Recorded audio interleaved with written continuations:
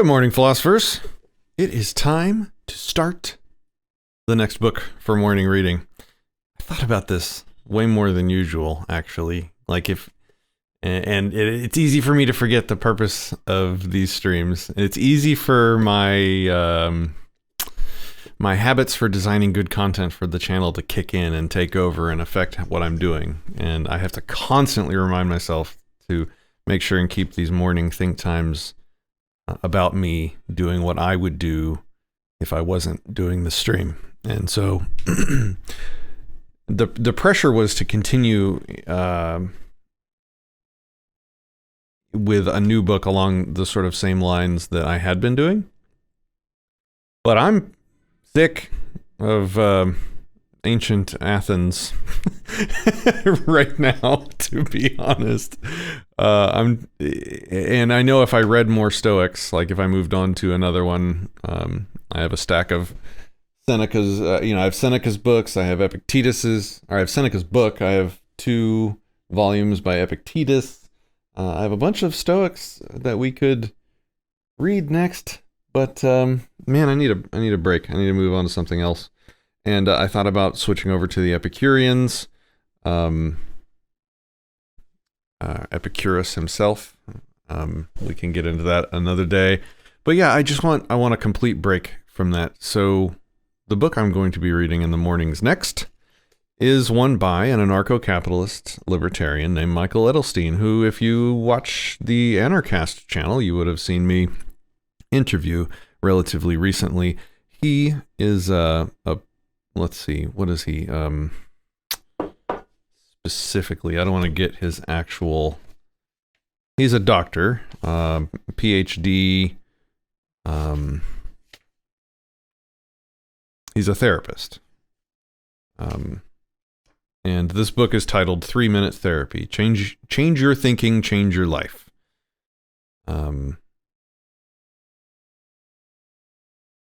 And if you want to get his take on this, then you should go watch my interview with him.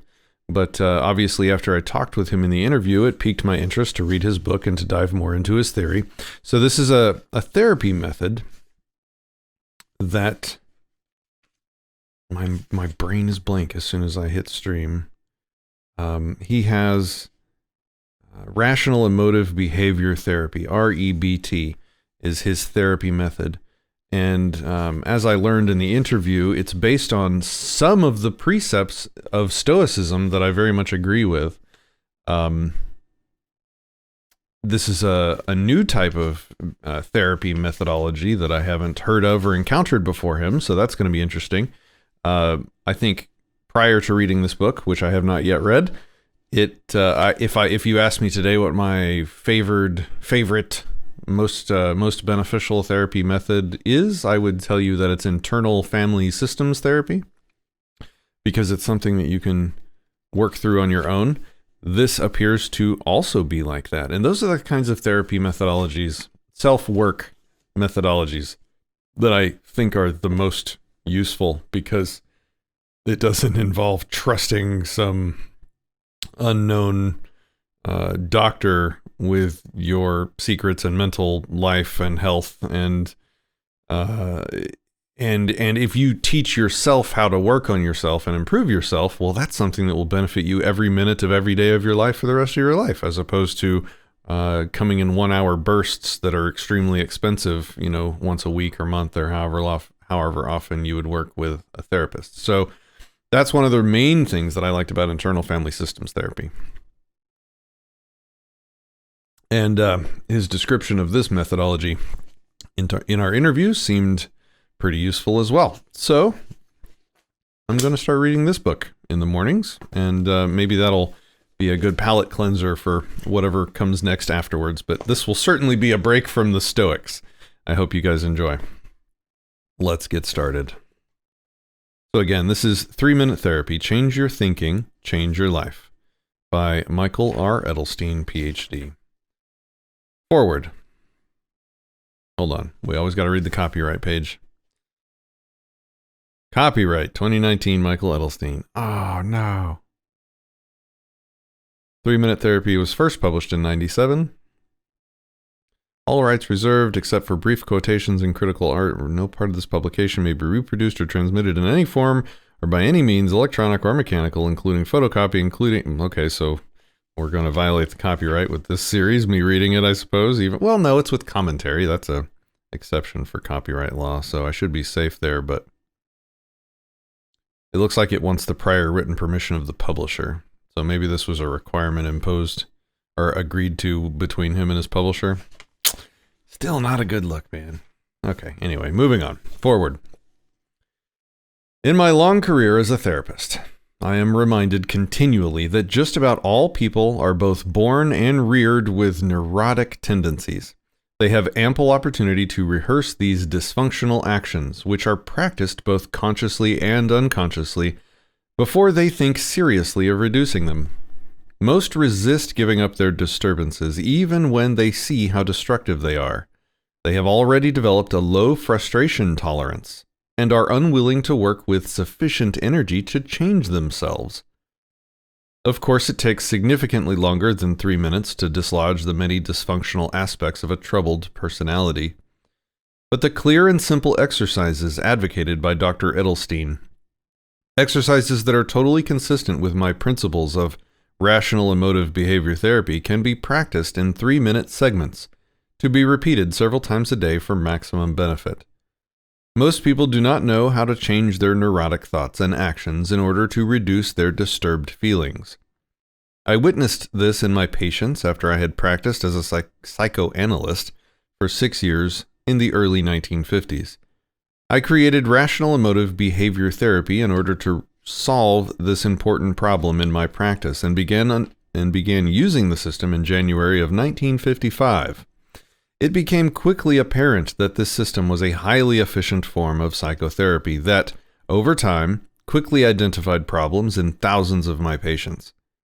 As Dr. Edelstein and Steele so ably point out, the 3-minute exercises must be practiced regularly and conscientiously, and in serious cases, perhaps for years, since it probably took many years for those seriously disturbed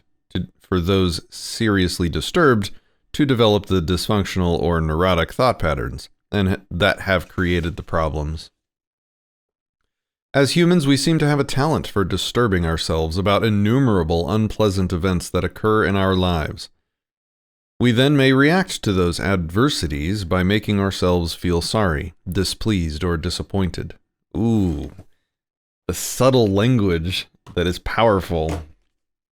We then may react to these adversities by making ourselves feel sorry, displeased, or disappointed.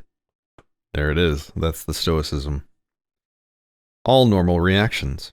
But then we may also feel panicked, depressed, enraged, self-downing, and self-pitying about these unfortunate life experiences. Reactions likely to make us miserable and to send us to a therapist for help. REBT shows you clearly and precisely how you needlessly and unhealthily upset yourself, and it gives you many thinking, feeling, and action methods of reducing your disturbances while still retaining your main goals, values, and preferences. If you keep using these methods, you are more likely to be less disturbed and less disturbable. There are no magic solutions, however, only serious effort. But, as Dr. Edelstein and Steele emphasize, starting to undisturb yourself, this must be like a psychologist's term, disturbed. Starting to undisturb yourself whenever you are really upset can usually be done in 3 minutes. Continuing to do so takes longer. With the good head start offered in 3-minute therapy, you can be well on your way. Of all the books that explain REBT in simple, clear, and highly usable form, 3-minute therapy is one of the very best. The authors include the main theories and practices of REBT and specifically tell you how to apply them to your own problems. No, this is not a self-help encyclopedia, but it tells you almost everything you will want to know about using REBT in your own life. Read it carefully, several times. Try its methods many times. Practice is essential. Every time you heed its 3-minute approach, you may start to add months and years of healthier and happier existence to your living. Try it and see. by Albert Ellis, PhD. I think Albert Ellis, is the one that invented REBT. And I think the rest of this book is by Michael Edelstein. Preface. What this book can do for you. This book cannot solve all your problems, but it can help you change your life dramatically for the better. If you read 3-Minute Therapy and consider what it says, I'm going to sneeze. About to have a disturbance.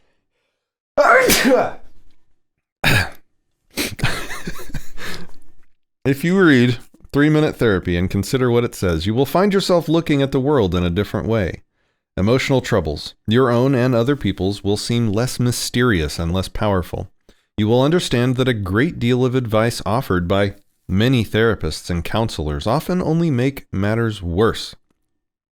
If you take the trouble to learn the techniques explained in this book, think about them, and apply them to your own problems, you'll be able to tackle difficulties that may have so far seemed unmanageable. Some of your worst fears and anxieties will diminish or dissolve away, and you will become more effective at pursuing your chosen goals in life. We call this book 3-Minute Therapy because once you have learned these techniques, you can then cope with most emotional problems by employing a 3-minute exercise. Actually, to learn the techniques and the theory behind them will take a little longer, say 3 hours to read this book, and 3 weeks to think it over. The theory underlying this book is that of Rational Emotive Behavior Therapy, REBT, originated by Albert Ellis, who deserves the credit for undertaking a revolution in psychotherapy. We have developed our own fresh way of explaining the exciting principles of REBT so that they become as vivid and simple as possible. The case histories cited are all drawn from Dr. Edelstein's clinical experience. Names and other personal details have been changed, and in some instances, details of 2 or more different clients have been combined in one composite personality. Both authors had some input on every page of this book. In most cases, the fundamental ideas came from Dr. Edelstein, and the precise wording was a joint effort. We refers to both authors, while I always refers to Dr. Edelstein. I'm going to skip acknowledgments. Moving on. Chapter 1. Ending your self-inflicted pain. What upsets... Quote by Epictetus. We're right back to the Greeks. Okay. I needed a break. That was hilarious. What upsets people is not things themselves, but their judgments about the things. Epictetus, AD 50 to 130. Nearly everything in this book flows from a single, simple fact. The way you feel emotionally arises from the way you think. Your feelings come from your thinking. For most people, this truth is usually overlooked or denied. Here are some typical statements from my clients. It's also a turn of phrase, too, to say, if you're wanting to communicate to somebody that you experienced hurt feelings in response to something they did, you would say, you really hurt my feelings when you did that. But I think that's the wrong thing to say. It's to give up agency over your own feelings, which is kind of what this first paragraph is talking about. And I'm thinking about that. It's fresh in my mind because I think I did that this morning. My son lied to me last night, and this morning I wanted to talk to him about it. And one of the things I said, which, I need to think of a better way to say this, was, it hurt my feeling. I think I said, you hurt my feelings when you lied to me last night about this thing. And I need to come up with a better way of handling that. And I think it might be to say, I don't know. I need to think about it. Maybe this book will give me some tips on how to better think about and communicate that. I have a few ideas, but I want to press on. But that was a really good paragraph. I'm furious. Quote, here are some typical statements from my clients. Quote, I'm furious because my 8-year-old didn't get to bed last night until 1 a.m. Quote, I'm awfully afraid Jim won't show up for this appointment. Spoken by Jim's wife while waiting for her husband in my office. Quote, One impossible deadline after another. No wonder I'm so stressed out when I get home from work. Quote, I've just discovered that my husband and my best friend have been carrying on for 3 weeks while lying to my face. Spoken by a wife to explain her feelings of terrible injury and jealousy. Quote, my husband never talks to me. I'm so depressed. Quote, I was raised by 2 alcoholic parents. No wonder I'm an alcoholic. All these statements suggest that when something happens to you, when some event occurs in your life, that happening or event is sufficient to explain how you feel about it. What these people are really saying is that exposure to a keenly obnoxious, disagreeable, activating event, in italics, activating event, we'll call this event A, directly causes the emotional consequence, call this C. These clients, along with most people, are expressing their view that there is a direct link between A and C, the unpleasant situation and their upset feeling. All right, I think that's a good intro for today. We're going to hit the book hard next time. All right. I think I had something. Well, what did I have written down for today? Today's thought. Yes. This happened yesterday, actually. That's why it was fresh on my mind today. The thing I wrote was a short version of a quote from Marcus Aurelius. I wrote down the despicable phoniness of people who say, listen, I'm going to level with you here. But the full quote was, let me find it. We just read this a few days ago. The despicable phony, this is a quote from Marcus Aurelius Meditations, the despicable phoniness of people who say, listen, I'm going to level with you here. What does that mean? It shouldn't even need to be said. It should be obvious, written in block letters on your forehead. It should be audible in your voice, visible in your eyes, like a lover who looks into your face and takes in the whole story at a glance. A straightforward, honest person should be like someone who stinks. When you're in the same room with him, you know it. But false straightforwardness is like a knife in the back. False friendship is the worst. Avoid it at all costs. If you're honest and straightforward and mean well, it should show in your eyes. It should be unmistakable. I really, really like that advice. And you know, like if people were saying this stuff 2,000 years ago and they're saying it today, you know, it's part of the human condition and it means something and it says something and we should think about that and make sure that we don't do that. Make sure that I'm going to make sure that I don't do that. I don't think it's something that I do often, but it certainly stands out when I see another person say that or when they use it on me, when they're like, hey, I'm going to be honest. Hey, I'm going to level with you here. Hey, I'm going to give it to you straight.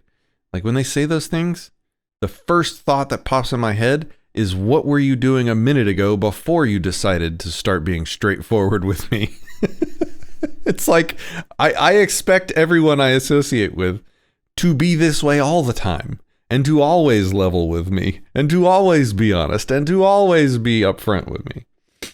And so when somebody says that, it seems to reveal that their default mode of operation is to not be as straightforward or honest or level with me, right? I mean, that's what it has to mean.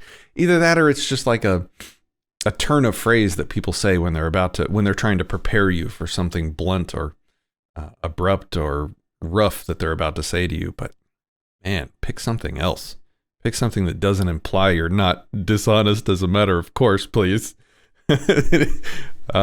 So, and that somebody literally said that to me, or in my presence, let's say, last night. And I was thinking about that this morning. So that was my thought for the day. Guys, I hope you enjoy this new book. I think I'm going to, for better or worse. Who knows? We might disagree with a lot of stuff in it. We might really benefit from it. That's how this stuff goes. Have a great day. Oh, last thing I'll mention. I think I mentioned this yesterday, if not, whatever.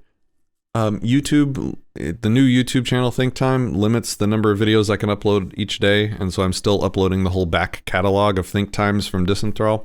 So I can't upload the new videos or stream the new videos until that's done. Should be a day or two more, but until that time, these will be pre-recorded, and they'll be available on SoundCloud in the usual place, as well as Odyssey every day. So I will see you guys tomorrow.